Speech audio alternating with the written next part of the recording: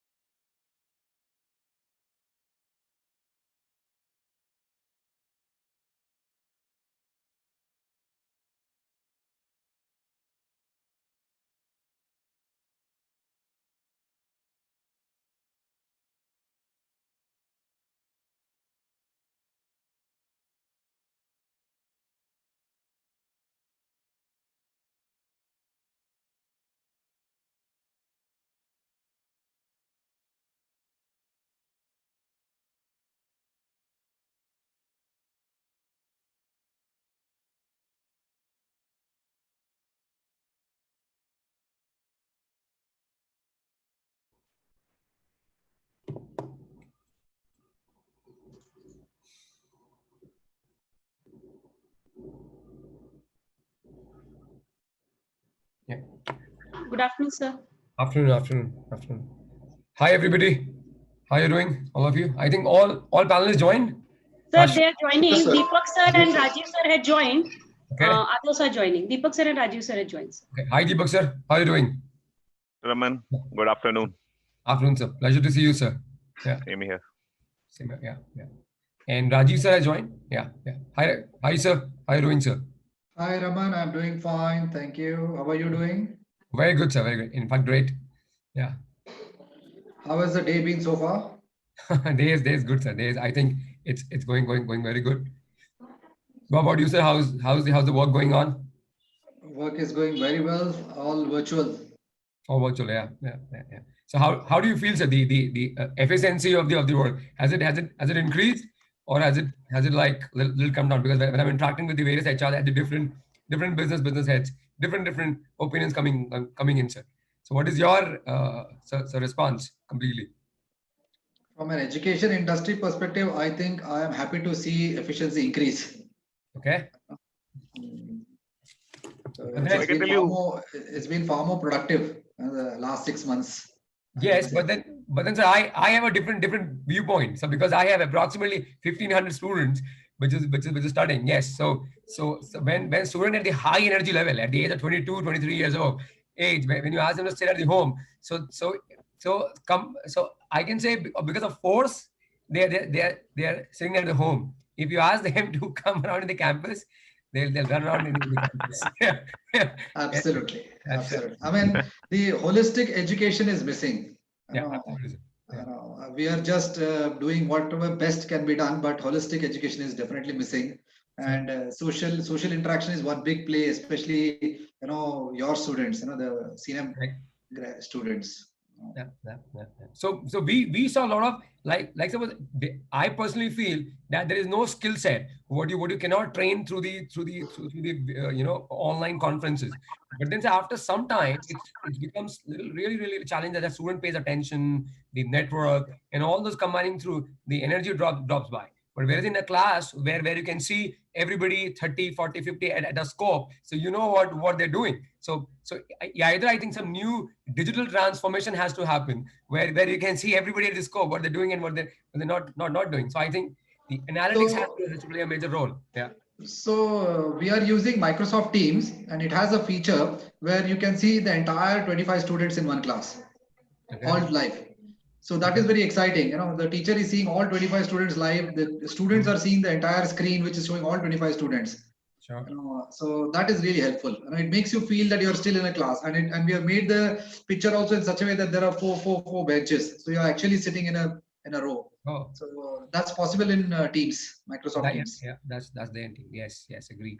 I just want to add one thing. Yes, for sure, of course. So we are going through major change, and I'm not sure if this change or the new reality people are talking is going to stay or not.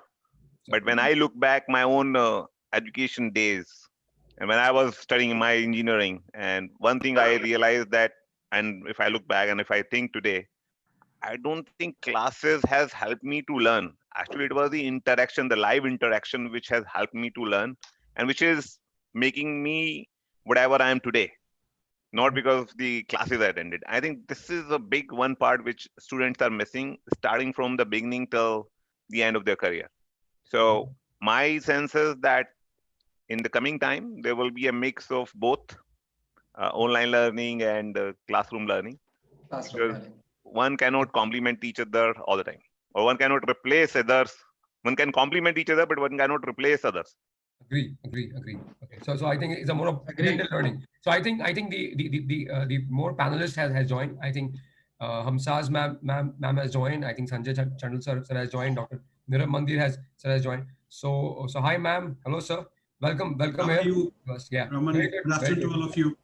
Yeah, afternoon sir, please. Yeah, how are you Hi, doing? good afternoon. Good afternoon, ma'am. Good afternoon, sir. Sanjay sir, I think you are able to hear us clearly. I think loud and clear. Yes, absolutely fine. It's great. I think Mausami Dar ma'am has also joined. Hello, ma'am. Hello. Can you hear me? Yes, ma'am. All of us. Can you? Yeah. So, Mr. Raman Preet, either we also start calling you Raman Preet, sir, or you stop calling us sir or madam. Of course, some of us has gray hair, but doesn't mean that we. Deepak is trying to make you feel old.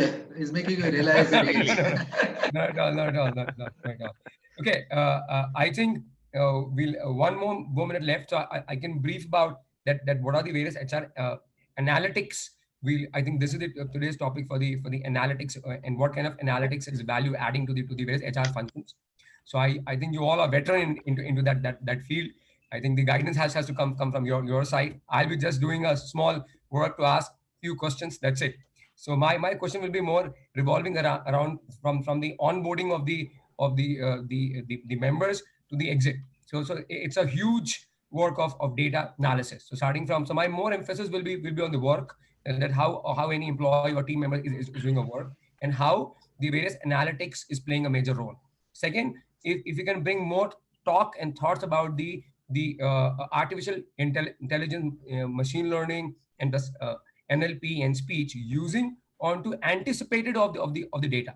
So how do you anticipate? The various analytics? If that would have been the talks discussion, I think that will be a very good input to the various students and the faculties. Sir, we would like to start the program by introducing each guest with your permission, sir. Yeah, please go ahead. Yeah. Hemant, go ahead. Yes. Am I on? Go ahead, Hemant. Ma'am.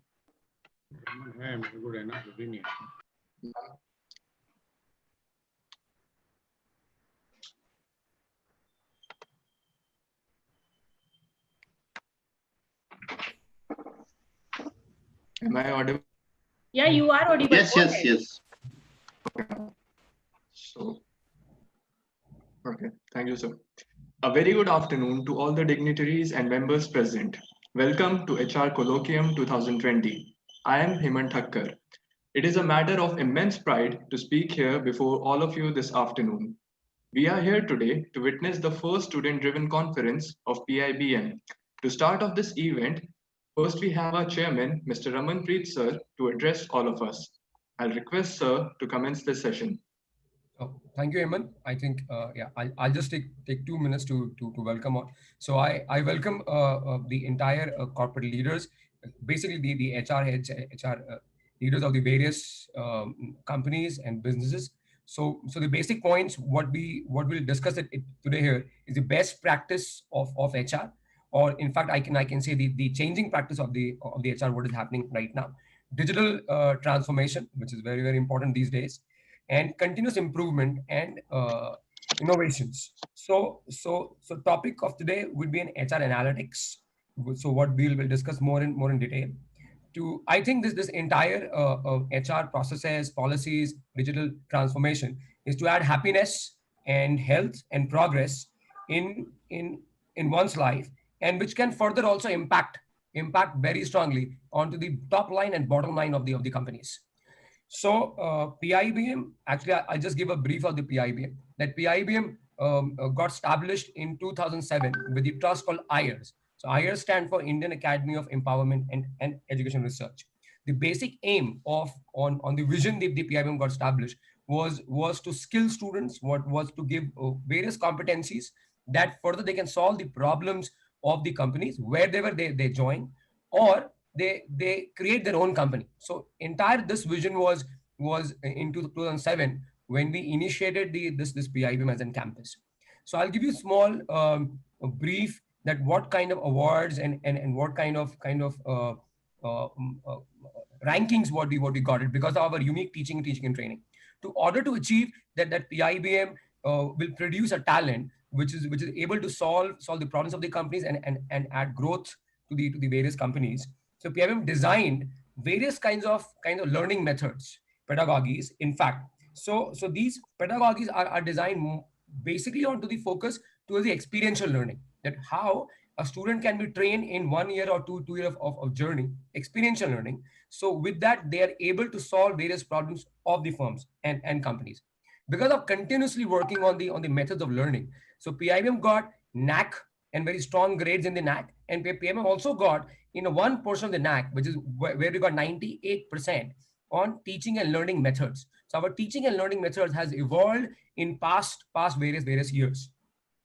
Applying to this, that means to have a tremendous a strong learning and teaching offered to the various students. So PIBM got tied up with the various companies, various sectors.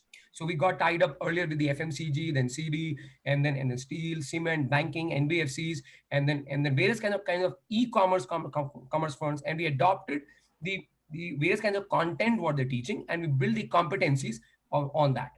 So PIBM further have gone to a next level. So we established incubation centers.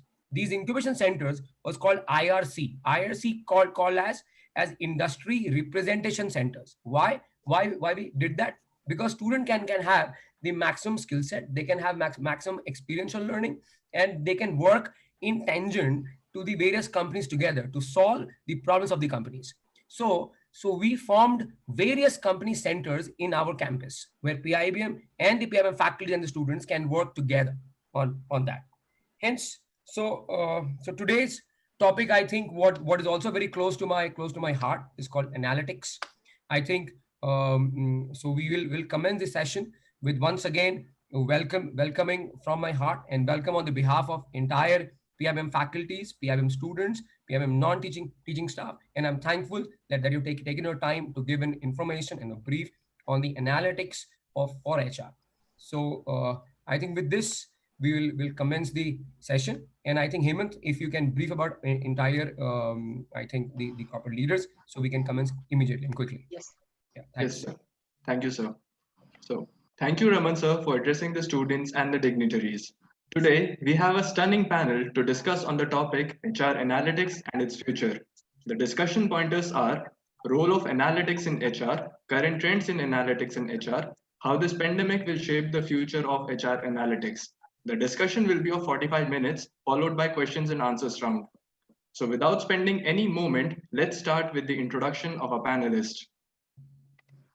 Our first guest is Ms. Maushami Dhar, an alumna of Xavier Institute of Management. Ma'am has over 23 years of experience with companies like Microsoft, the Boston Consulting Group, Mahindra First Choice, Ola Cabs, InstaRem, and Zycus. Ma'am currently works as a head HR, People and Culture at Compass. We welcome you, Maushami ma'am. Our second guest is Dr. Nirav Mandir. Sir has an experience of over 14 years.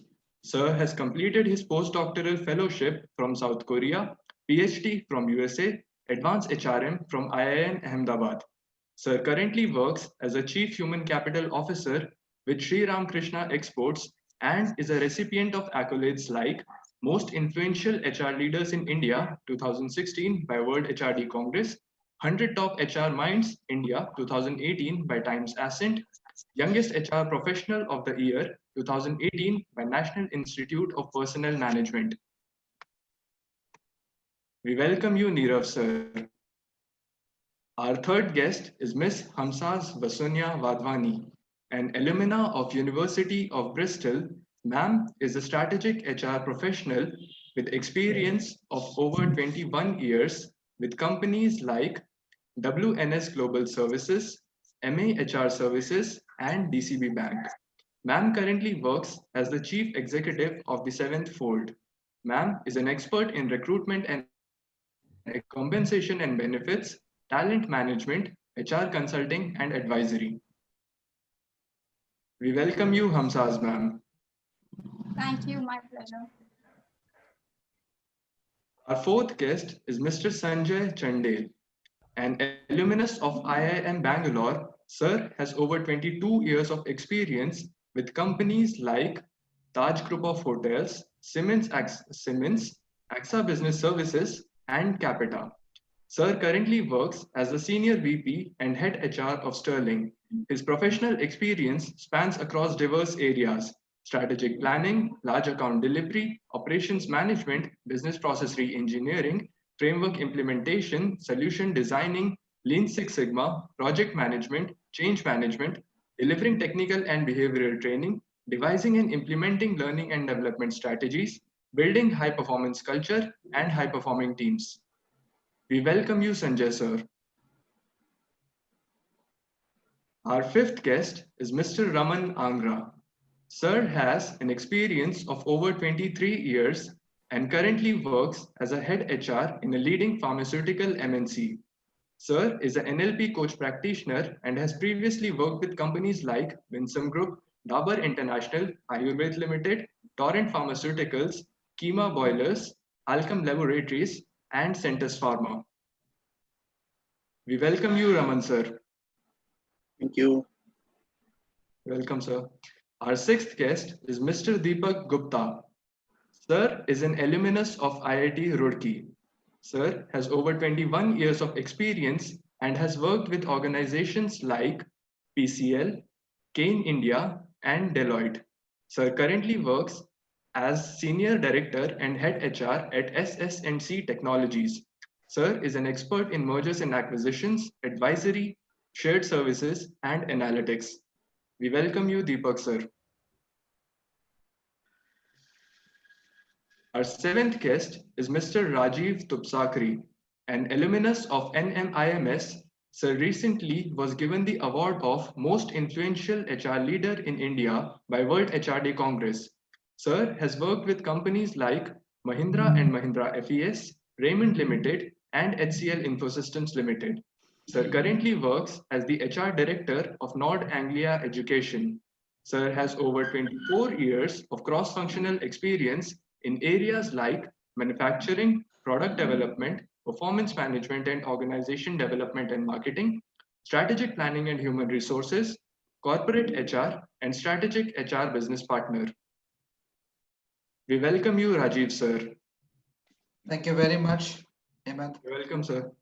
The moderator of the session will be the chairman of PIBM, Mr. Ramanpreet sir. It is an immense opportunity to have all of you with us today. I'm sure we'll acquire a lot of knowledge from your valuable cognizance. May I please request Raman sir to begin the session? Absolutely. Thank you, Ahmed, for this. So thanks, Ahmed, for the amazing brief. Okay. So as we all know that anything what we create is through the gaps. That means if we when we find out there's some issues or some challenges, so that then we create something.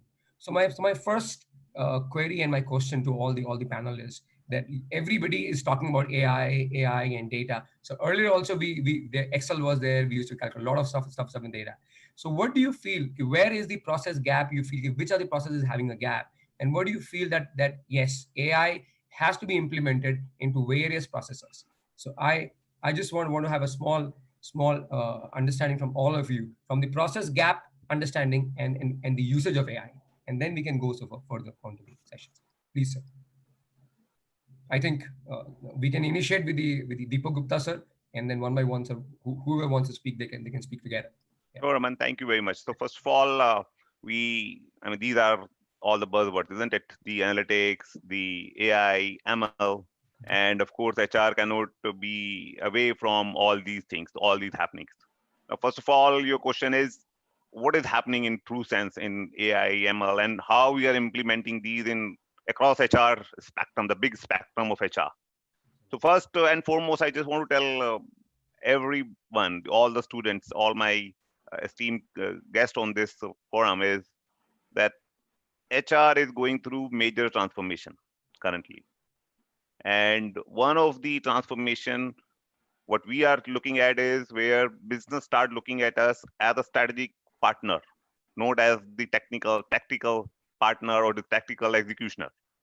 And that's a big shift. And that's where we have to make use of the technology in a big way. To begin with, the analytics people talk about. So analytics is not the data. So data sharing, data crunching is not the analytics. It is just the first step. The inferences, the predictive analytics is the next step of the analytics. And if you talk about artificial intelligence and machine learning, now what we are doing is, or rather we are not there yet, we are still far away. But what we are trying to implement is to start with, or I call it as a big spectrum of HR is hire to retire. So starting from the hiring process. So in hiring process, we are planning to use, or rather we are working on a tool to start the ML for sourcing purpose. So imagine today everybody is working from home. Now earlier what we used to do is we just put small ad in one of these sites, the job portals, and then tons of people used to come to our office, and we used to have some tests and then easy to hire. But things have changed. Now we cannot do similar things. We have to invent. And one of the ways to target those candidates which can be hired. And what it means is reducing the sourcing to hire ratio. And that's where ML is playing a big role. So that's where we are targeting, and then analytics. And then similarly, if you talk about employee engagement, again, people working from home, and even in the coming time, a lot of people will continue working from home. So we need to innovate again. And there also we are planning to use ML in a big way, using chatbots and addressing employee queries without having face-to-face discussion with them so often. So what I can tell you is that the whole spectrum of HR is going through major transformation. Earlier in the organization, when we used to have hundreds of HR people, the number of HR people will go down and the technology will replace. The most important thing for the business leader is to look at the bottom line, and that's where HR need to contribute. And technology is going to handy, and AI and data analytics are playing major role. I just quickly want to give a statistics to everybody before I hand over back to you, Raman. In 1970, 84% of the value come from the tangible assets of the organization, and 16% come from the intangible assets. Today, it is exactly opposite. 84 comes from the intangible assets and 16% come from tangible. And from this 84%, the big part comes from the human capital. And hence, the CEOs of the firm, the business leaders of the firms are really cognizant of the fact that they cannot survive in a big way unless they have the right tools. And that's where HR leader, the whole HR need to play a big strategic role to partner with the business to provide the values. And that can come only when we start using technology in a much better way. So with that, I hand over back to you, Raman. I can continue talking. No, I know, about sir. experience, Thanks, but thanks, sir. Thanks. So I think I'll come down on the screen with Mausami Dhar, ma'am. So, ma'am, what is your views, ma'am, on this? What sir has just said from hire to retire? There are so many interventions. So, ma'am, because you have worked into so many global firms, if you can, ma'am, give some of your input on that. Sure. Thank you, Ramanpreet, and thank you, Deepak, for your useful insights. Good afternoon, students and everybody. Just a quick correction. By the way, Hemant, thank you for the intro. Quick correction. I have 18 years of work experience, not really 22. If you add experience, I would like that experience to be added with added money. Since that is not happening, let me give the correct data. It's a very interesting topic for me because I have worked in organizations which are very heavily into technology. So HR depends on which domain they are addressing. So when you work with a Microsoft or with a Ola Cabs or with Compass right now or Zycus, which are all very technology driven company, technology is very much a part of everyday life, everyday working life.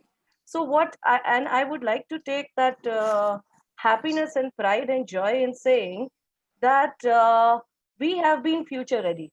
All of these organizations, product technology companies are future ready.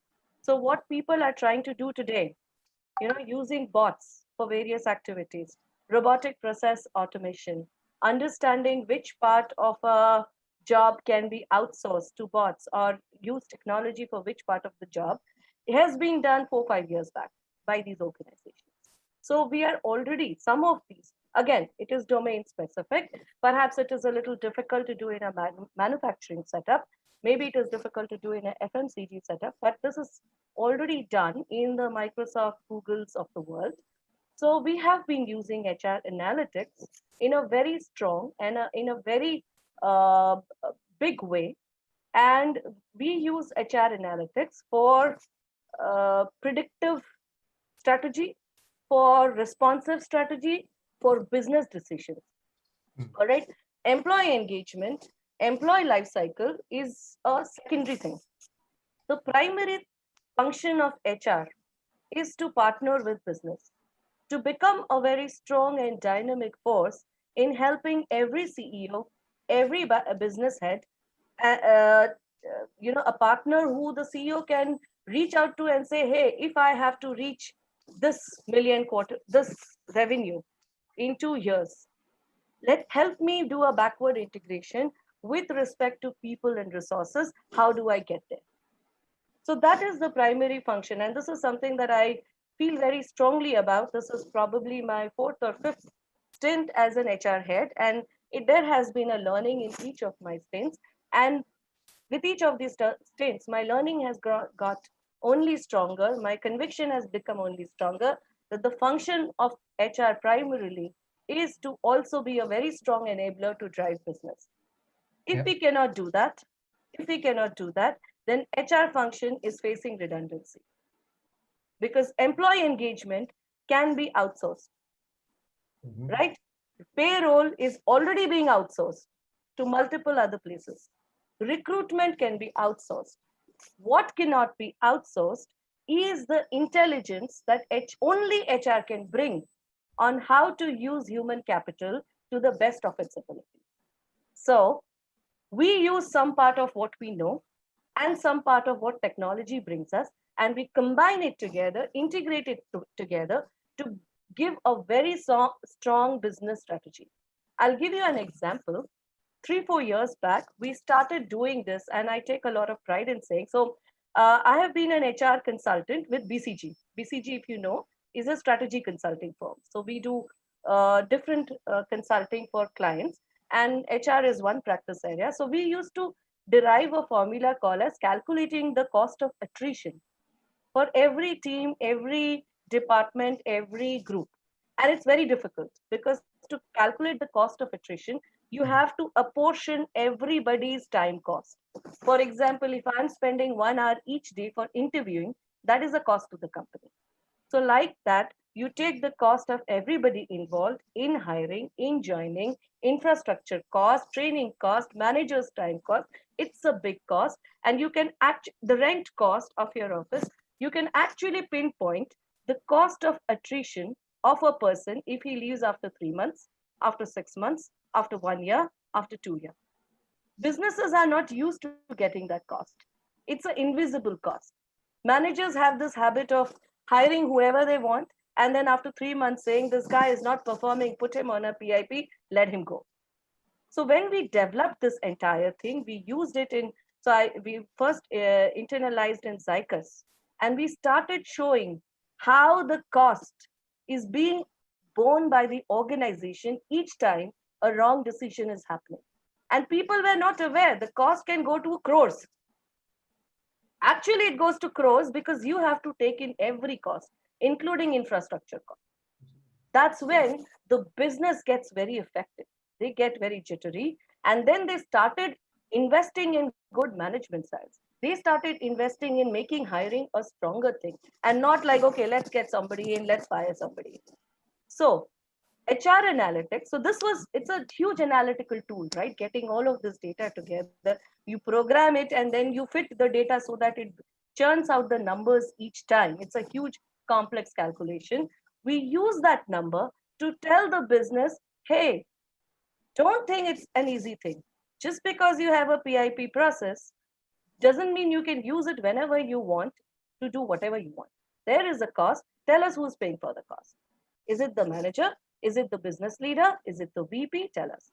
So when that started being used, trust me, Raman, Preet, and everybody else, hiring became structured. The onboarding became a very serious part. Everybody had a finger in the pie. So that's how HR analytics should be used to ensure that business becomes better in its decision making. So again, if we are using it for slightly, I would say, transactional things like figuring out how many hours people are working, or what tools are being used, or the leave and attendance or employee engagement, that's good. That's great. But HR analytics, people analytics, the primary key intention should be to become a strong driver for business intervention. So that's my... This is a very proper point, ma'am, you have added. So if the HR analytics or data churning is not impacting to your entire bottom line and top line, I think then it's of no use. But then one point what you added and one major point what Deepak sir added, I want to ask on a combination of these points to Sanjay sir. Yeah. So Sanjay sir, are you there with me? Can you hear me yes. Very clearly? Okay. Yes. So ma'am said that very clearly that employee engagement can be outsourced, and yes, it can be outsourced very, very well. What Deepak sir added the point about the anticipated analytics. Lot of things coming up in the market right now. So I was reading one Harvard review where employee engagement is directly impacted to the bottom line and top line of the company. And there are a few softwares are also created on that. So what is your viewpoint on that employee engagement analytics, which is directly impacting the top line and bottom line? So if you can just add on some of the viewpoint and on that. Thank you. It's a great question, Raman. Thank you for having me on this show, in this discussion. I'll straightway dive into the topic. Before I address, your specific question on the linkage between employee engagement and top line or bottom line, I'll just take a couple of seconds to just set the context. Employee engagement was not really a big topic in the industrial economy because things were structured, things were pretty static. You would get into doing a job, and that job you would do in a similar sort of manner for next 20 years, 30 years. Yeah, but fast forward to knowledge economy, that's not the case anymore. You cannot use the same model of your efficiency and scale-based model that you used in industrial economy, where I tell you do, and as long as you can do it quicker, better, cost-effective, I think we are meeting our objective. But that's not the case in knowledge economy. Knowledge economy, you have various technologies, various models which are disrupting your business.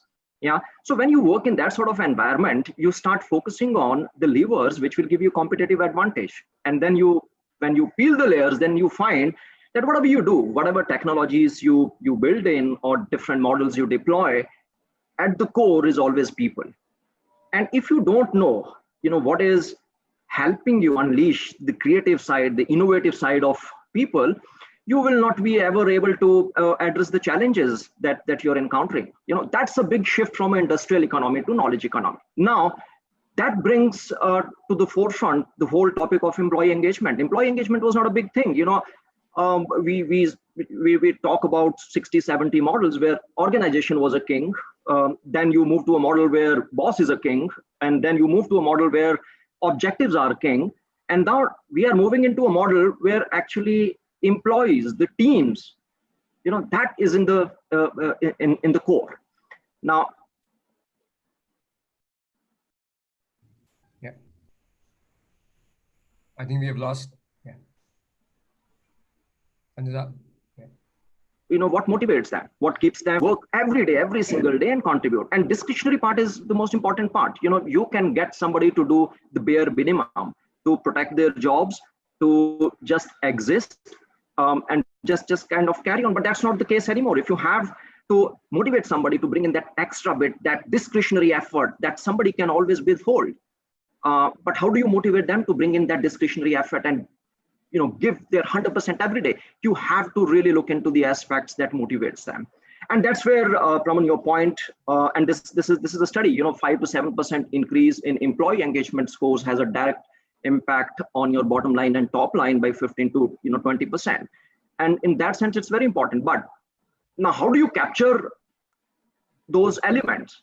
You got to be having a mechanism to capture those elements. Now, when you didn't have technology, it was extremely difficult. You cannot possibly do a survey, with large population and kind of break that data into relevant cluster and run models, but it is not difficult today anymore. You can deploy very scalable tools and do analysis.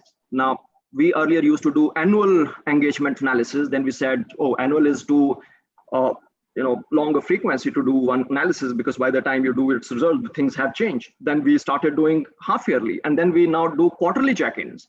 Now we started talking about, and some great organizations like Unilever and all, they do it almost on daily basis. Sentimental analysis, where you are tapping into the stream of data which is flowing through your various communication systems and making sense of that. Looking at what people are chatting, what they're talking about, classifying that data into verbs and nouns, and with the help of NLP, making a sense of what's the mood of your workforce on that given day.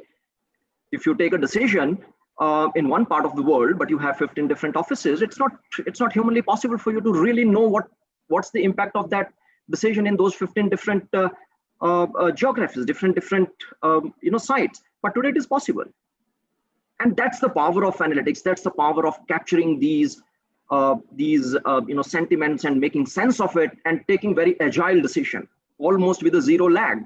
And that's the key. You can't be taking care of your workforce really well. You can't be really engaging them effectively if you really don't know what's going in their mind. So absolutely right. It is becoming a core topic, and I absolutely agree with Moushami. Most of the functions in HR you can outsource, and that's what many organizations are already doing. What is left with organization HR is essentially what kind of culture you create, what kind of practices you create, what kind of ecosystem you create for you to attract best talent, and then help your existing talent to find their full potential. All right, sir. So it's great. Yeah. So I agree with you on that. I just want to have a small question. Hamzaz ma'am, are you there with me? Yeah. We can't hear you, ma'am. Actually, ma'am, you have to. Yeah. Thanks a lot, ma'am. So I think Sanjay sir at very specific point on the knowledge economy, how the entire knowledge and how the has been taken care of. But my question to you is a little different, ma'am. That everybody has shared here that repeated task is generally can be taken by cognitive technologies. So what do you feel, ma'am, the fear of a lot of people which is still there in the system, and they're continuously doing a repetitive task. And if this coming 1 or 2 year, these repetitive tasks can be taken at least 70%, what I see now, can be taken care by various kinds of tech interventions. So ma'am, what is your forecast, ma'am? What kind of new job opportunities can come, ma'am, in the field of HR? When I look at analytics in HR, I think I look at it as kind of being an assisted partnership with HR professionals. So I don't look at it more from kind of a replacement, or where HR analytics can replace HR, and maybe that will happen probably much over a period of time. But I think in the current situation, what is required and what most organizations are doing is to use the HR analytics part better to make better decisions, to kind of impact the bottom line through making better decisions.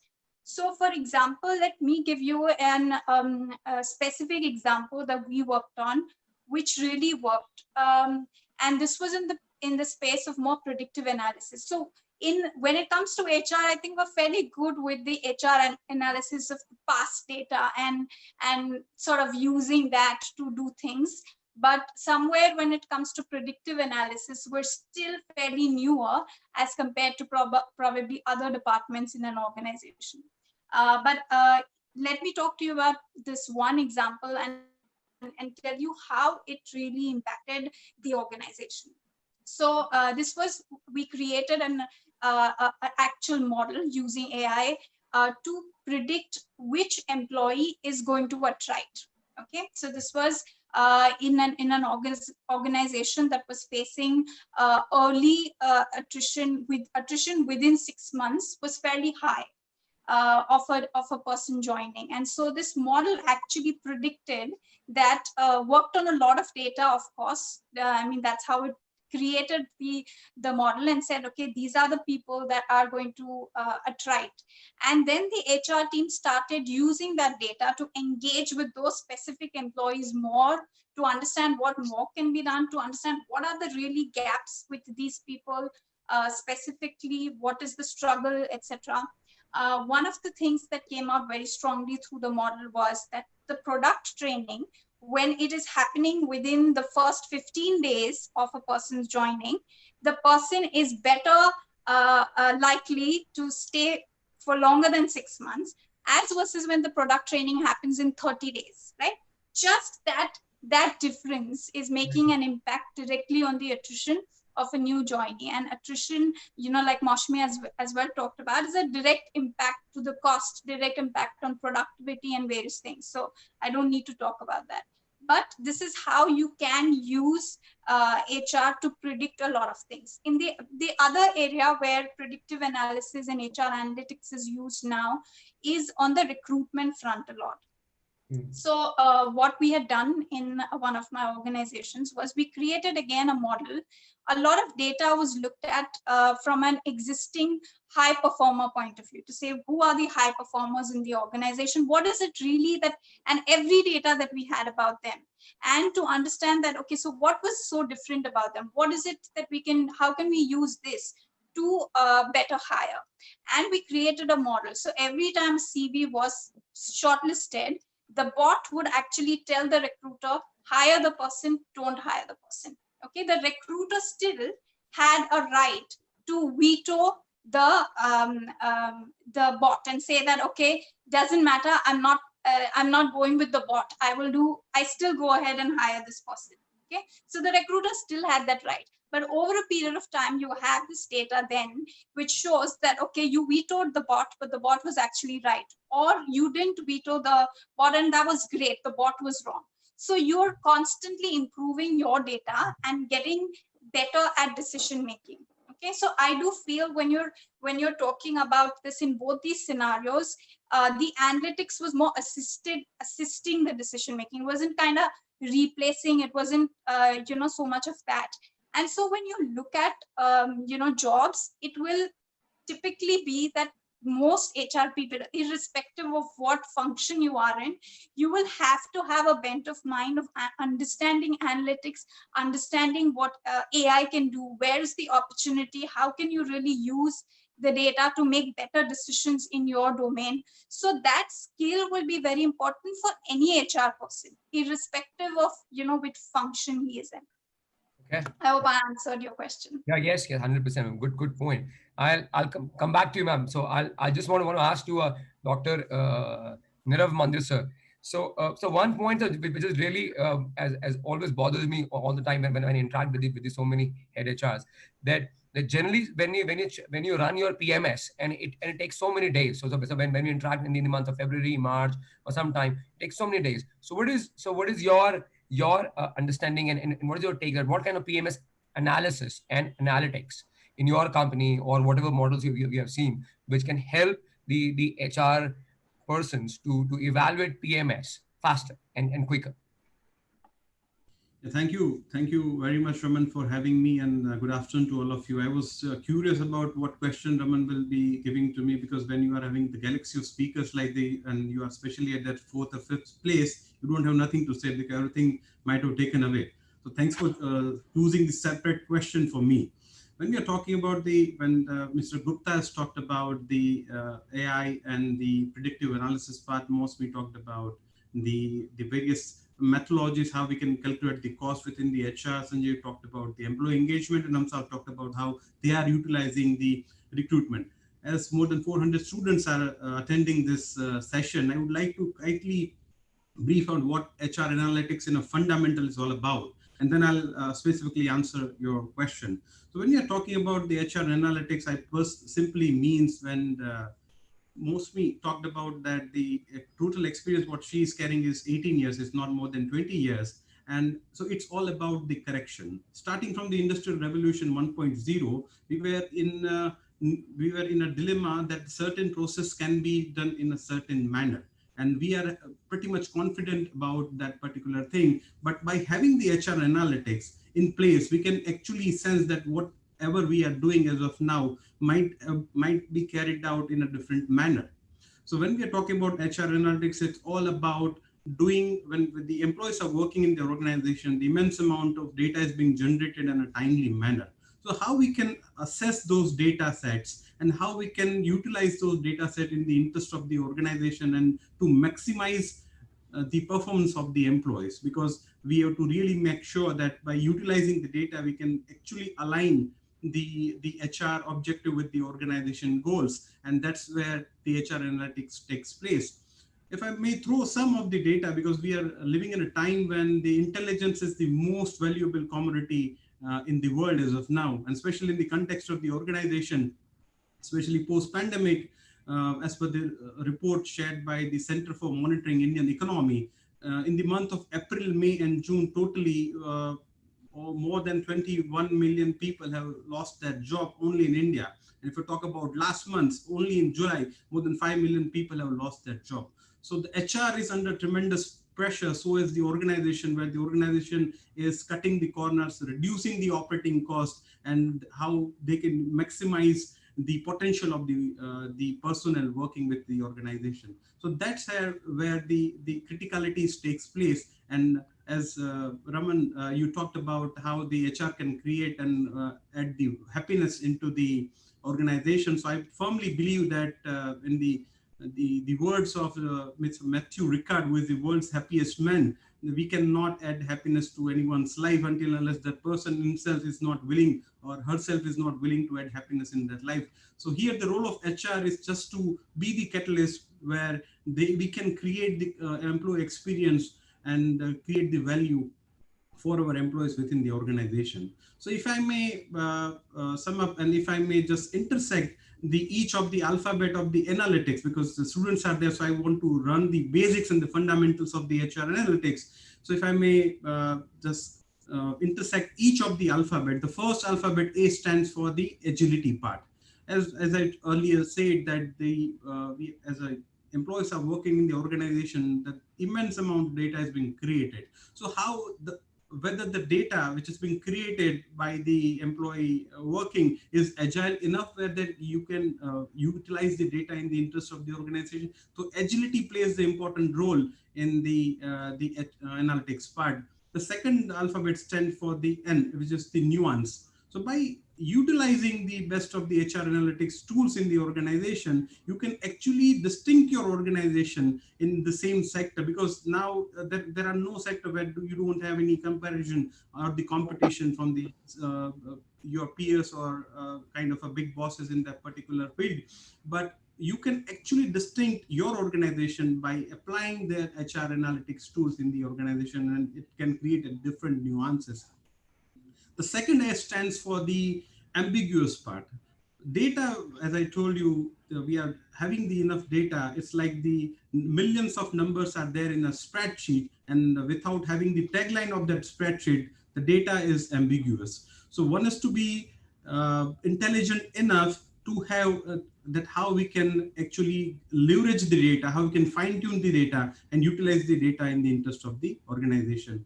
When we are talking about the L part, which is a long-term part, so when we are talking about the long-term scenario of the organization, data is playing a very vital role, where with the usage of data, we can create the long-term objectives and long-term goals for the organization by utilizing that data. When we are talking about the analytics, the yield part, we all know we are the HR practitioner. For top management, the only thing which matters is the yield. What is the final outcome? What is the final performance of the employees? What is the final performance of the organization? So by utilizing the data, we can also pitch upon that how we can maximize the usage of analytics into the organization and how we can utilize the data. The T stands for the time bound. It's like the medicine. If we are not using the particular medicine for more than 2 years, and Sanjay is there from the Sterling Hospital, it gets expired. So if we are not utilizing the data in a proper form, then it gets redundant. So timely usage of the data is pretty much kind of required in the current scenario. And I stands for the intelligence. Data is having the inherent intelligence, and then it's pre-feeded. So we have to be kind of cautious enough to how we can get those intelligence out from that data and can utilize in a better form, so that we can really be molding those data into the interest of the organization. Then C stands for the competencies. Gone are the days when we are only relying on the human competencies. We need to rely on the competency of the data, whether our data are competent enough to give that particular benchmark with respective practices and respective policies. So, and the last alphabet S stands for the smartness. The more smartly we are using the data, more precisely we can work upon our respective practices. And I take only 1 minute of answering your specific question on a performance management system.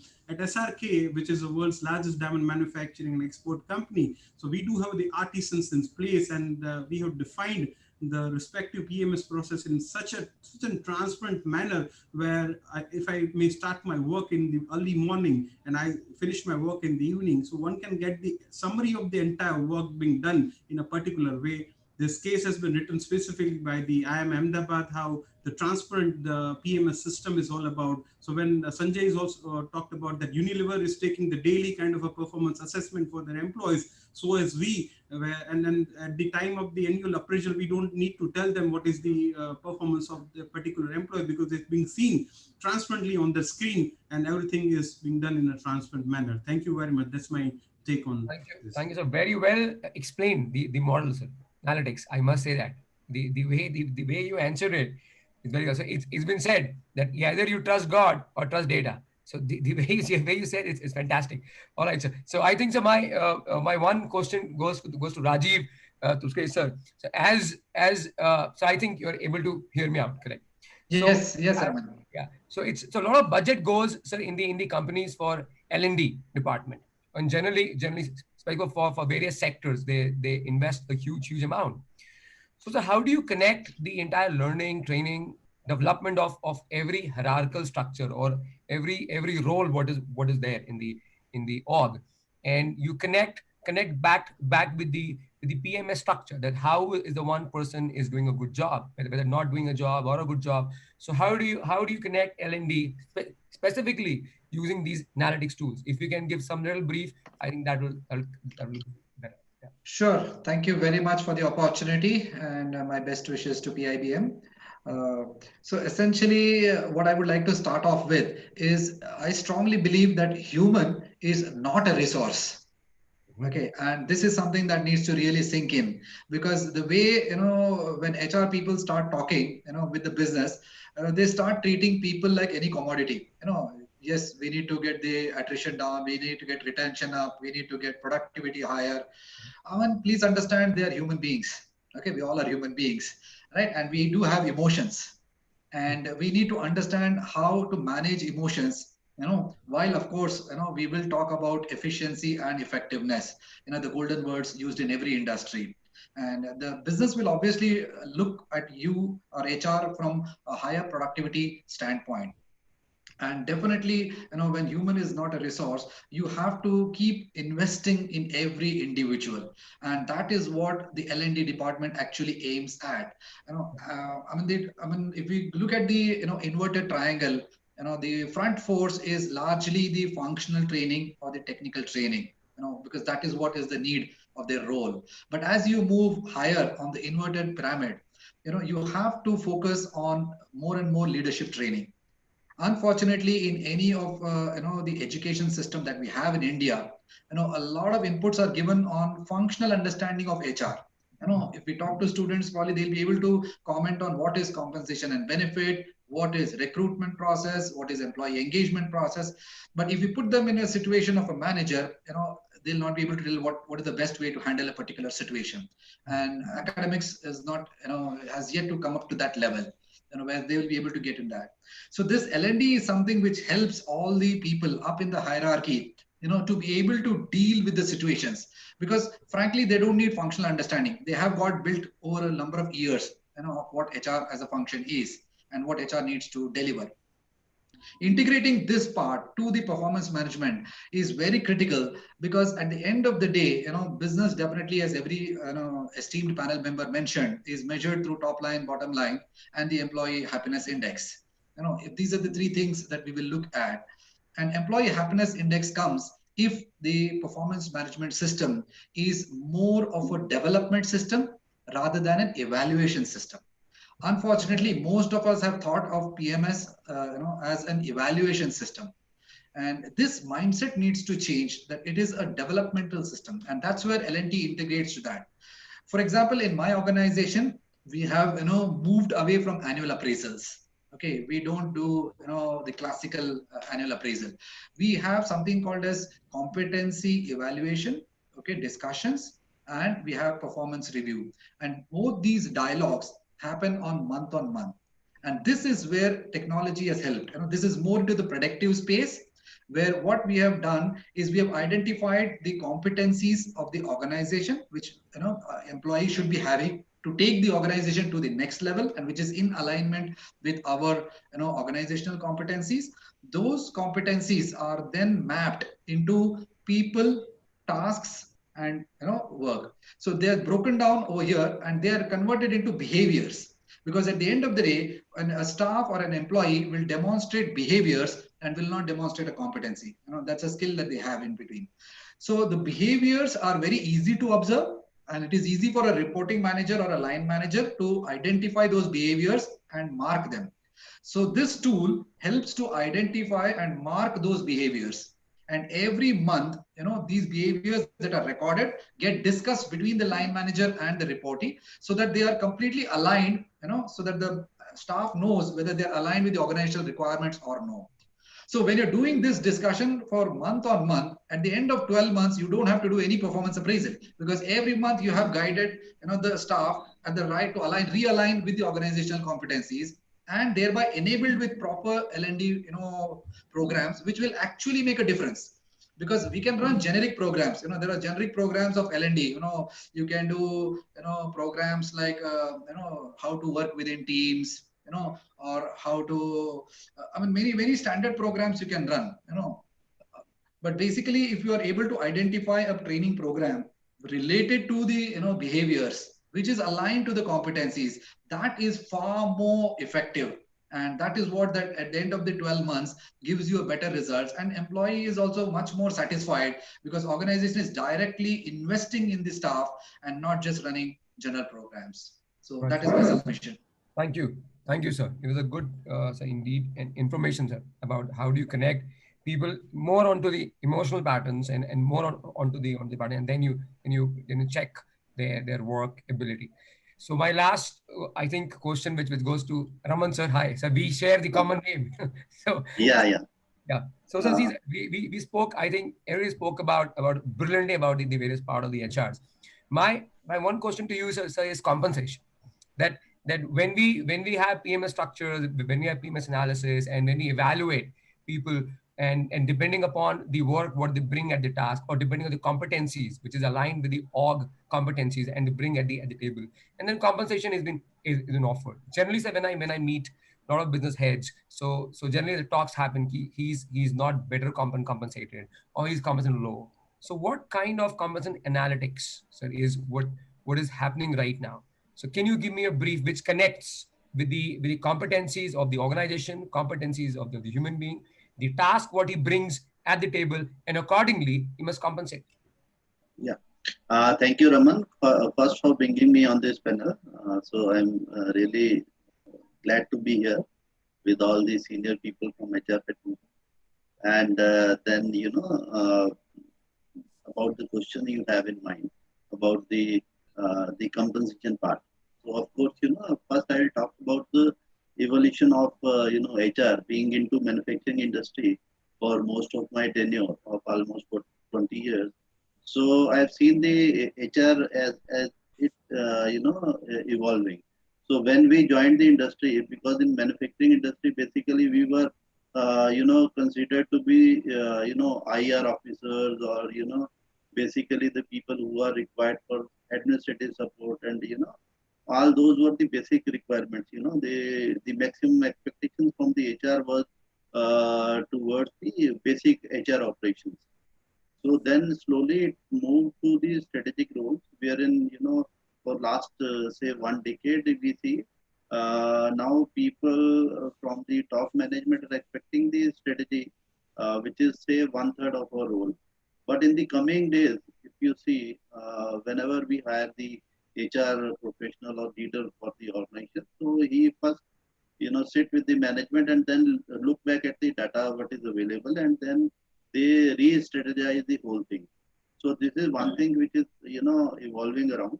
So this is first my feel about HR here, and then your question about the compensation. So of course compensation is one thing which actually counts the most till date, because it is engagement. But at the same time, the compensation, if you have the right compensation, then only you will be able to retain your staff. So what generally industry do is there is a compensation benchmarking, which still in the manufacturing industry we do in the area where we operate. That is one part, and then overall in the whole industry, we try to fix up in the looking at the data, and we see at which percentile we want to fit in. Looking at the budget of the organization and the strategy, we try to fix it up. Like if we can manage up to 80 percentile of the total market, so then it is considered to be the right. So of course this part is the data. HR analytics play a major role. This is my submission. Thank you, sir. I think, yeah. So, so my one, so the question to all panelists before I think the time is also up. And I think we need to have more such discussion in details that we can really talk more in depth with the HR processes and processes of what has taken cognitive automation into it. So my humble submission to all panels here, that if you can really give one by one a brief that what kind of newer skill set or what kind of behavioral understanding student must have, because this is entire student is there right now. So I want that panelists to, because you might have hired so many students from various colleges, and you might have seen, they've grown to your life. If you can bring that experience, then when you hired, so what kind of students have actually gone up and actually got stabilized, or have not gone up? So what kind of input and a feedback you want to give to the students? So I think first I will start with the Mausami Dhar, ma'am, please. The first screen, please go ahead, ma'am. Thank you, Raman. I feel very strongly about this topic, which is why the moment you mentioned, I quickly unmuted myself. So good afternoon, students. You guys are going to get your jobs in what? Year 2021? This is first year, second year. Absolutely. Which year are you guys? MBA? Yeah, they're MBA and Combined. PGDM, yeah. Anyway, so 20, 21, 22, 23. Life is going to be very different for you when you join. And from whatever reports we have got, Corona is here to stay, which means the work dynamics are going to change significantly, perhaps work from home as we know today, and those things are going to stay. Now let us compare this with the HR theories that you probably are reading and learning right now. Maslow's hierarchy theory, you must be reading it. When was it found out? Many years before. Remember that.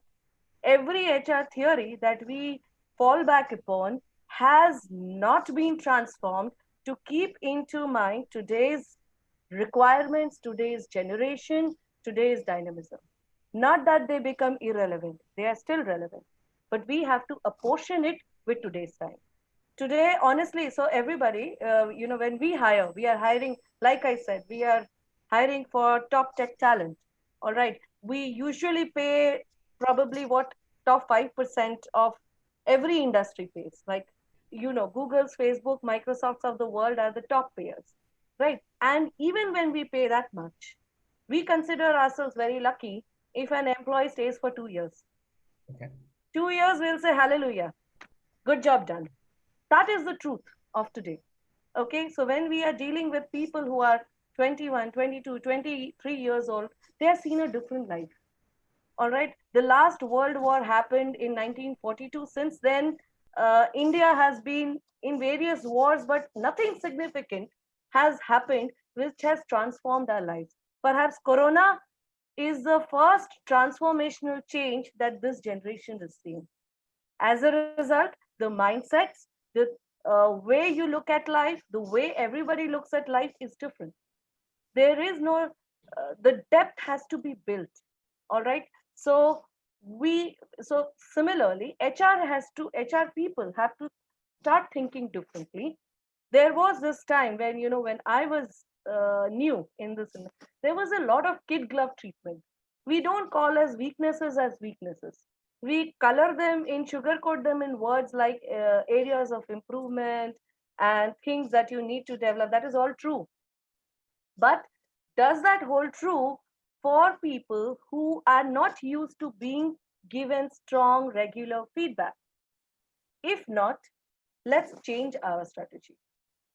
Calling a weakness as an area of improvement does not do the work nowadays, because people who are working today have never been used, have not got any strong method of feedback. So then change your strategy, remove the defined ideas, bring in new ideas. Be direct, be straightforward, say what you want to say with the right word. Don't sugarcoat things, don't sandwich things. So for my view to students is improve and expand your scope of learning. Do not keep it restricted to textbooks. They have their value, not saying they are not valued, but at the same time, you should also invest in self-learning. Start taking feedback about yourself from others. See yourself the way others see you. You will need this learning, because when you join a corporate world, nobody is obliged to make you or say things to you the way you want to be said to. Improve your pragmatic learning. Spend time, and I'm saying really earnestly, spend time in real studying, not reading out from an app. All right, people learn grammar from an app. That is like 5 minutes every day. 5 minutes every day is not learning. You have to have substantial depth before you can become master of any subject. Stop this 1 minute, 2 minute, 5 minutes sprint, because you need to have certain depth before you become strong at anything. So then you feel you know a lot. You know how to download a lot of apps. You know a lot of things which are cool in your world. You join a corporate world, then you get a feedback that does not match your own view of yourself, and there is huge discrepancy. What happens? After 1 year, you leave. Then after 2 years, you leave. And after 3 years, so by the time you're 7 years of experience, you've already changed 5 jobs. So which means each time you are unlearning, relearning, unlearning, relearning in different organizations. So 10 years of experience, no real depth of anything. Bad way to go. So my request to all students, be harsh with yourself, expose yourself to learning, and learning is not just knowing different apps. 5 minutes of Grammarly is not grammar. That's my view. Thank you. Thanks, Masina. So because the time is going up, so I'll request every panelist, respected panelist, to spend at least 1 minute to between 2 minutes to give a feedback, because there is 15 question and an answer at the bottom. So my humble request to give your message, 1 minute, 1.5 minutes, and then take question one by one and answer, please. Yeah. So I think Sanjay sir is next on my screen. So I think Sanjay sir, if you can just give you 1 minute on the brief, and then we go. Yes. Absolutely. All right. So this is maybe a analytics problem. You know, what outcomes can we drive within 1 minute?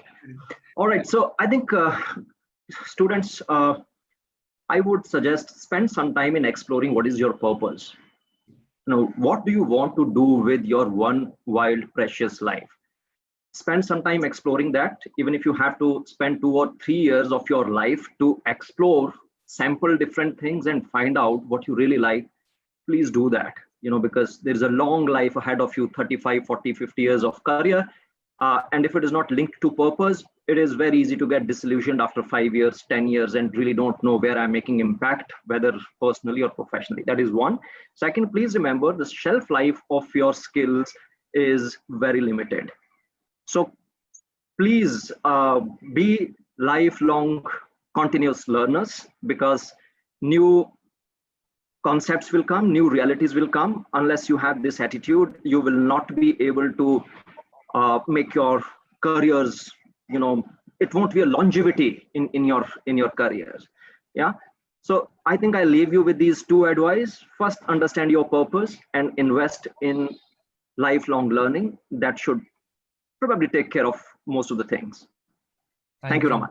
Thank you, sir. Thank you. I think on my screen, the next is Deepak Gupta, sir. Please, if you can give you 1 minute onto that. Yeah. Sure, thanks, Raman. In fact, I would like to quote an incident. So in fact, I was part of one of the forum, and I asked students why you want to get into HR, and most of the answers were that I am passionate about HR, or I am passionate about people. I think we are not looking that kind of answer, frankly speaking. You have to be passionate about the business first, what you are into. We do not hire people because they know a lot about HR. We hire people because what is the value they can bring to our organization, right? Come what may. Another important issue which we HR people do not tackle very, very tactfully is the technology. We all HR people want to avoid technology to some extent, but unfortunately technology is the way. You can't avoid that. So my humble request to all my HR colleagues, my HR future colleagues, is that please brush up your knowledge on technology. Be smart. We hire because you have to be smart. If you have vocational knowledge, we don't hire you. You have to be smart, bring value, and do not run away from technology. And third most important thing is think of business. Business and people go hand in hand. And you cannot avoid one thing and you cannot do one thing. You have to think of both simultaneously. Yeah. Thank you. Thank you, sir. Business and people. Yes, I will recall. Yeah. Hamsaz, ma'am, please. Yeah. So very quickly, I want to talk about the 4 C's for the students, whether it is in an interview while getting selected or even thereafter, what they need to remember. One is confidence. No, not overconfidence, not underconfidence, the right amount of confidence. That is very important. And not just, like I said, while in an interview, but even thereafter, while you're talking about while you're influencing people in the organization, etc. The second one is clarity of communication. That is very important. Again, when you are trying to put across your point, do you have a structure? Are you able to effectively talk about the question? Sometimes we ask X question and the person replies a Y question. So do you have that clarity of communication? That's the second C. The third C is commitment. We're looking for people who are committed, not people who will run away when things get tough, not people who are looking at short-term sort of gaps, right? So we're looking at commitment and in not just being with the organization for long, but also committed in the tasks that are given to the person. And the last C is critical thinking. This is very important, to be able to look at anything from two sides, not just one side, but to be able to see the pros, cons, have an in-depth understanding of the given situation and have a bigger view of it. So yeah, those are the 4 C's from my end. Great, ma'am. Thanks. Thank you, ma'am. So I think Dr. Nariv Mandisa, what is your viewpoints on this? Okay, so Alvin Toffler in almost mid-90s have talked about that the illiterate of the 21st century will not be those who cannot read and write, but would be those who cannot learn, unlearn, and relearn. So I think we are supposed to get back to the old theories. And skills are very complex in nature. It's hard to attain and easily outdated. So if you're not keep on reinvesting on your skill set, what you are having as of now, so it might be the possibility when you just pass out by 2021 or 22, all of the skill set what you are having might have obsoleted. So one is to keep on invest on the skill set part. According to the Oxford study also, by 2025, more than 45% of the existing skill set going to be vanished. So it means that you have to keep on learning the new dimensions, a new perspective of your fundamentals. And while working within the organization, it's always required to think differently, think distinct and from a different perspective. And you gave me 1 minute, it's almost 40 seconds. So 20% is my profit in the context of the organization. Mr. Gupta also talked about the HR is business is first, but I'll add another line. The HR is must, but the business is first. So we need to take this into consideration. Thank you. Thanks, Dr. Sir. Thank you. I think Rajesh sir, if you can give a small feedback to the yeah, I will try and save a little more from Dr. Nirav. You know, he gave you 20. I will give you maybe 30. I just want to say attitude and communication. That's what is making a huge difference. If all the students can present the right attitude and the communication, okay, they are home. The rest all we will take care. Thank you. Oh, thank you. Raman sir, the last word from you.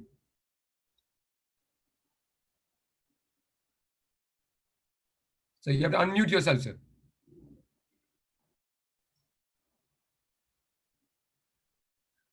Yeah. So you have to unmute. Yeah. So in fact, my message to the students is, live your life 100%. So wherever you are, be there and, put your 100%. And if you have chosen HR as a profession, so there must be something in your mind. If that is clear, then proceed. Otherwise, in this, upcoming times, it is a saying that the generation next will not stick to one profession in their life. Maybe, they will go for 1, 2, or 3. But what is most important is, the students must know what exactly they want in life, and that is how they will, get there. So my submission is be there and give your 100%. Right attitude will matter. Thank you, sir. So there are 11 questions there and in the Q&A box. So I'll request one of my colleague Ridhiman. So if you can spell out the question, answer any one of you, sir, can yes, that question and answer that. So if you can do that, Honor, please. Sure. So the first questions comes from the student Saransh Sharma. A very good afternoon to all the dignitaries. My question is to Hamsaz ma'am. One of the key activities of your company is that you help your clients to manage their attrition rate.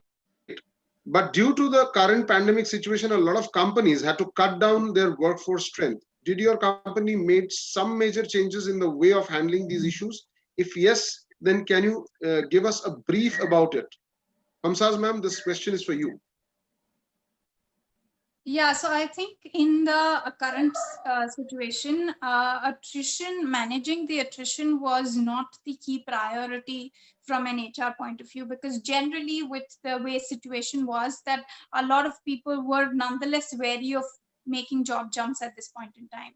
So the focus was more in engaging with the people. The focus has been more in improving their well-being. So for example, I've worked with many organizations in improving their employees' well-being so that while they are around, they're more productive. Because let's be honest, in the current situation, emotions are something that are clearly coming in the way of people's productivity. And so working with them in ensuring that they are more productive, that their well-being, the better the well-being, the better the productivity, we know that. So it's been more around that, because while the problem is not so much attrition now, but that people will stay in but still not be very productive. And so it's been working with organizations in the areas of well-being right now. Anyone else would like to join in, contribute something? Deepak sir, Sanjay Chandal sir, Rajiv sir, Dr. Yeah, so I would like to add, so we have around 3,500 people in India currently. And one fine day when PM announced that everybody will not be coming to office, so definitely there was a big challenge for all of us, and moving the assert to people's place so that they can start working. And within a week, 10 days time, what we realized that our data was clearly telling that the people are not very productive, and they started facing some issues. So one important thing what we did from HR while coordinating with businesses to connect with people very quickly to understand what are the challenges they're facing. And then first, and the second thing is what we realize is when people are at home all the time, the issues are going to be there because they are not interacting with colleagues or they're having some other challenges. So what we talk about mental health related. So we tied up with our other vendors to ensure that they reach out to our people to talk about some counseling related things, so which we started. So the whole idea was to engage with people to take care of our productivity in the long run. At the same time, employee feels that yes, organization is there to help them in the reality, and basically they stay with us for longer. So that's the whole idea. But yes, at the same time, our recruitment is continuing. So that's another piece of thing which we did during this lockdown, though a lot of organizations stopped hiring, but here we hired almost 1,000 people in last 4 months time. Oh. So many things happening and then onboarding. So those things, so it all became possible because of the extensive use of technology over a period of time. Otherwise, we won't have been able to hire or onboard these people. Great. I mean, Ridhiman, if I can just add another 10 seconds. Yeah, why not? If I can just add another 10 seconds. On similar lines to what Deepak spoke and Hamsa spoke, employee assistance program, I think most of the organizations are doing. One slight difference, what we have done is we have also extended that to family members. Okay. So you can share the details with your family members, and any of the family member can also feel free to call, and take the services. So that's something as we felt is important at this time. Thank you. Right. Moving on to the next question. This question has been asked by Ayush Pandey. Good afternoon. So Ayush once again asked this question to Hamsaz ma'am.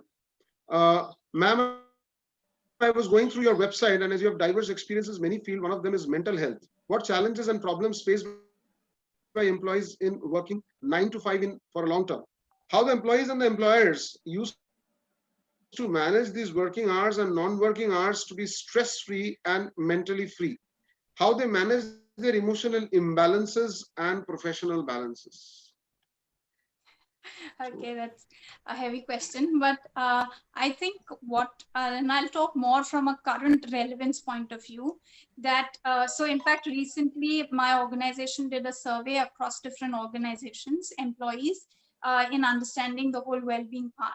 And what very strongly comes out is that while physical health, more or less people have said has remained the same, mental health, a lot of people have said has worsened.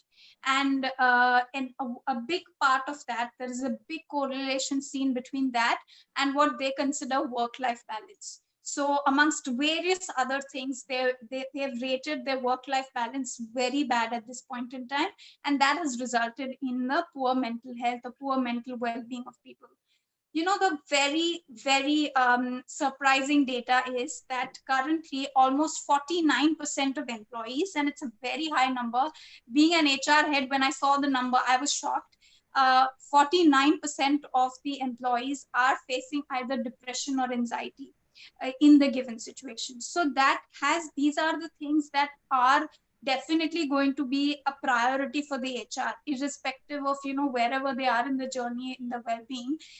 These are the things, and to get more into understanding where within their organization issues are. So you are seeing that there are more women employees who are facing more anxiety. There are more Gen Y people who are facing more depression. So, you know, just understanding and using analytics here a little bit to understand the demographics, and then working with the employees on making the 9 to 5, the balance part, all of that better for them, so that they obviously, one is for their happiness levels, but the other is also from a pure selfish organization, productivity, profitability point of view. It's very important. Right, ma'am. Coming on to the next question by Deeksha. Good afternoon to all panelists. I'm Deeksha from MBA Section 3. I would like to ask that we have focused on the employees' engagement from last many years, which helps to increase the productivity of the company. But due to this pandemic, social distancing is necessary, in which employee engagement cannot be achieved. So now, on what factors should companies focus to increase productivity amongst employees and keep them attached to the company? It's an open question, so any of the panelists feel appropriate can take this question.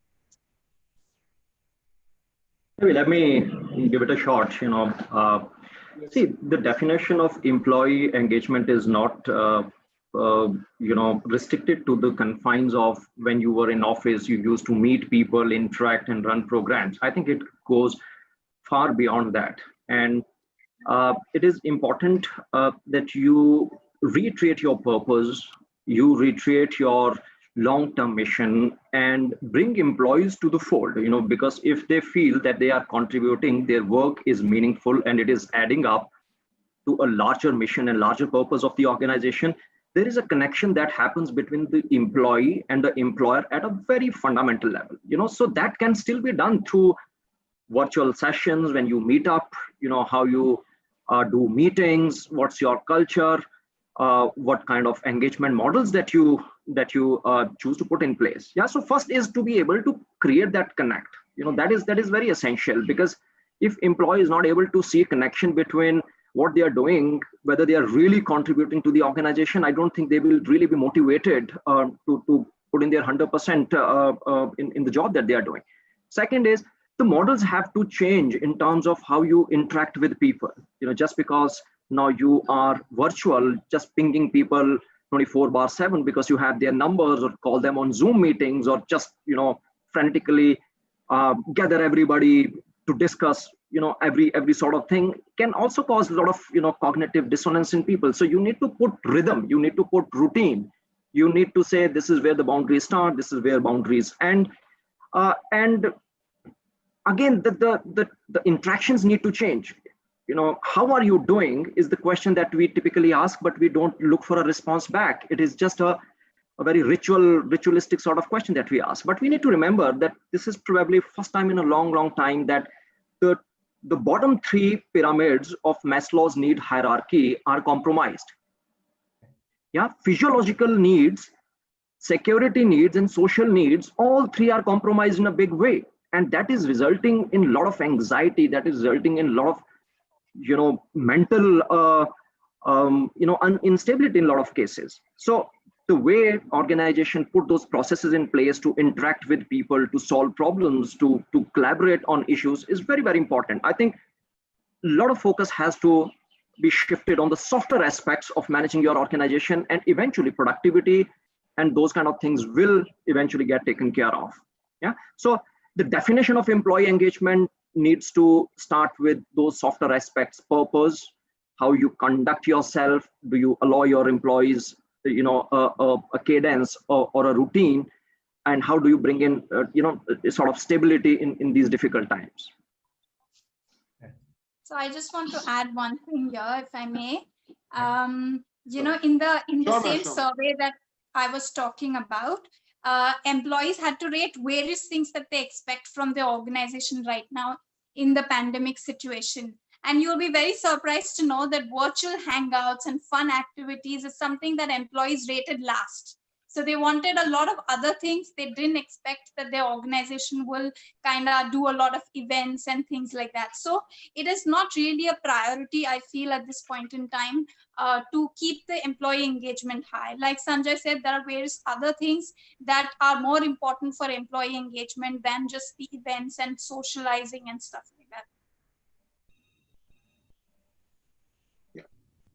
So moving on to the next question, which is being asked by Ayush Pandey. This question is to Raman Angada sir. How does the analytics role evolving from pre-COVID to during COVID? How can we the students get monetized after it? How does the analytics works in pharma sector? I think Raman sir, it is a very sector specific question which has been directed to you. To be very honest, I would also be very interested in this answer to this particular question. We are actually working on pharma analytics. So if you can just elucidate. Sure, I'll try to do justice to this answer.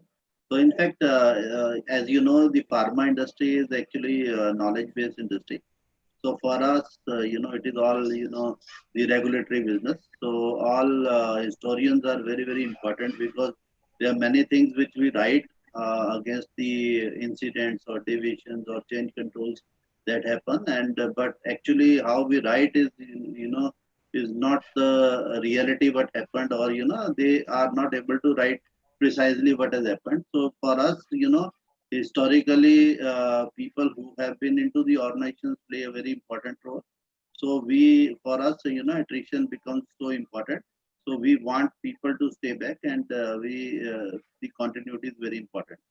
So of course, for the HR in pharmaceutical sector, our focus is on, maintaining the for us, L&D is, we maintain the soft records for all the trainings that each person is doing. And, we have records for each, batch, which day, which person has signed on which document. So for us, the analytics is totally at a different level. So of course, for pharma, it becomes very important. Right, Raman sir, just to extend a bit on this. Now, during the current pandemic, your sales reps are not able to reach your physician fraternity, right? So what is that alternative? What you are, how you are connecting? Are you using chatbots, or are you using virtual kind of a salesman to that, giving them information, or maybe trying to take their feedback on certain drug usage experience? Yeah, of course, it is all happening on the virtual world. So there are some tools also, but because I take care of the manufacturing side, so I'm not knowing the details, but of course it is happening through the virtual.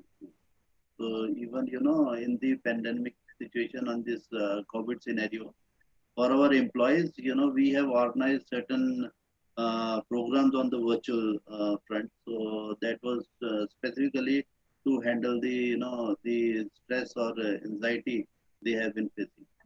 So of course, the business part is happening virtually. Right, sir. Thank you so much. Going to the next question. This is by Somduti Ghosh. This is an open question to all panelists. Good afternoon. I'm Somduti Ghosh. I would like to ask how automation is a part of the talent pool. So, how automation has been a part of this talent pool. So this has been the question to all panelists. So anyone? If I may add, I have been insisting and emphasizing on technology again and again. A small example. So automation, for example, a small example is you generate offer letter every day. and sometimes you generate 5, 10, sometimes 100 offer letters. Now imagine if you are generating one offer letter manually, how much time it takes? 10 minutes, 15 minutes. But if you have automation tool, and which is a small hanging fruits, we call it, which you can do it literally just using Exo. So if you use those small automation, probably you can generate 100 offer letters in 10 or 15 minutes. So imagine the automation helping the HR. And that's where I have been saying that people in HR must be aware of technology and should be learning technology and implement technology, because sometimes the small wins helps a lot. So HR consists of two things: transactions, tons of transactions basically, and the advisory. So the whole transaction part, we should continue thinking how we can automate and bring efficiency and productivity. Whereas advisory is one skill which is going to stick for long. And that is what the business is looking. As a behavior, human behavior is very complex. So that cannot be captured too much from artificial intelligence. Artificial intelligence or machine learning data can give you some guidance. But at the end of the day, human intelligence need to handle the human behavior. Whereas the whole of the transaction, the other piece of HR must be handled by automation over a period of time. That's my short answer. Thank you, sir. If I may Right, sir. add, another area in talent Sure. identification, as well, a lot of automation is now being used where there are actually virtual or simulated assessment centers where it's, so I think there as well, a lot of it is used. A lot of analysis is used to really identify successors for positions based on the various data of the employees that you have and things like that. So that's probably another area in talent management where analytics becomes very important. And I don't want to scare people. I just want to add, sorry, Hamza. So I don't want to scare our HR future colleague. In fact, I was talking to one of my close friend who is the CEO of big recruitment firm. And what he was telling that he had 200 people who were just looking for sourcing of the candidates using various channels. And his plan, the tool he's developing, his plan is next 2 years, those 200 will become 10. But he will add more pool or more talent pool in something else. So that's the power of automation. You can imagine, and like what Hamza just mentioned. So all this, that automation going to help sourcing the right candidate who can be fit for the employees or employers. I'll just like to add here, it's a very interesting question. Now in other, again, I'll say it's a very domain specific. In IT product domain, where everybody is a techie, they actually are the ones who don't talk of automation. They actually want to spend time talking to people, understanding people, their emotions, what they bring to the table. So they are like, you know, I can train you for big data, I can train you for robotics, I can train you for this.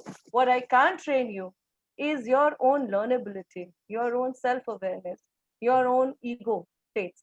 So ironical, right? When we hire, we actually don't bother about automation and how to do sourcing, filtration using any kind of tools. We actually go the old method. Let's look at CVs. Let's look at what this person does when he is not studying computer science. Does he play football? Let's call him in. Does he learn piano? Let's call him in. So that's the irony. So again, for students, don't worry so much. If you read about history of every technology, the life shelf of every technology is 5 years, give or take. All right. At one point of time, somebody was talking about .NET. At some point of time, it was Ruby on Rails. Now it is big data. After 5 years, it will be something else. What will not get replaced is the human mind, your cerebral skills. So when we hire for core essential cerebral skills, computer science fundamentals, problem solving skills, lateral thinking skills, and that is one part which cannot be seen or understood through any automation. So don't worry so much. Right. So moving on to the next question from Shilpi. Companies are using employment assessments tools and AI-driven tools to weed out unsuitable candidates, but blindly counting on technology leads to having loopholes. For example, recently tech giant Amazon discovered that their new recruiting engine was biased against women. So what extent we can rely on these technologies? This is an open question, so any of the panelists feeling If I may, appropriate can take. Pradeep, if I may just answer this question. Sure, Nirav. So when we are so when we are talking about the biasness and part in the human mind, who has said that technology doesn't have any bias? And I think the question is very aptly put on that in many of the companies, even the tools being used by those companies are having the kind of an inherent bias coded by the developers. And that bias might have affected the capabilities and the intake of the particular skill set in the organization. So what I suggested, it should not be blindly be driven by the technology itself. It should be a perfect combination of a high tech and a high touch. Means the inherent competencies of a human resources can be embedded with the technology part, and the perfect combo has to be run to just get the best out of it. And I think it's when we're talking about the biasness and all the stuff, I think ideally it is no longer that what you do that sets you apart from other, but how you do what you do makes a difference. So it's again a kind of a depend on the respective requirements of the company and can be modified on the company to company. That's my take on that. Just to add a couple of things here, Ridhiman. One is, analytics is not the panacea for all decision making related inputs. It is the input. How it is being used is left to the person. Now, of course, when you talk about algorithms, they have to be debiased. They have to be checked thoroughly. You have to make sure that data is not passive. Data is a reflection. The attributes are included. It is cleaned up. It is not a redundant data that you're working with, and it is upgraded.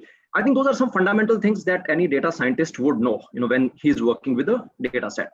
And of course, you have to take that conscious efforts to make sure that the same biases that creep in the human decision making should not kind of proliferate into your algorithm, because if that happens, then God save you. You will only get to know when the damage is done.